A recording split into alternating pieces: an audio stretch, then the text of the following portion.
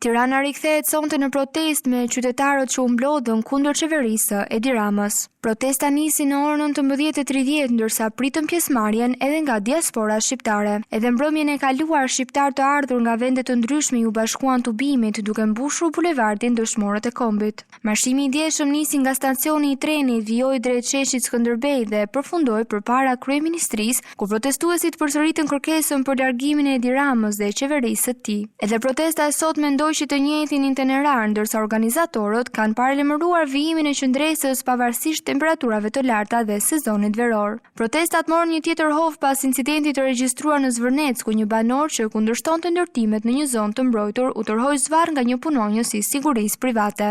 Ngjarja u shndrua në një pikë these për lëvizjen, e cila prej rreth 2 muajsh e gjysmë vijon tumbimet e saj në Tiranë. Paralelisht, protestat janë zhvilluar edhe në qytete të ndryshme të diasporës, ndërsa në disa zona të vendit janë zhvilluar tubime kundër reformës territoriale.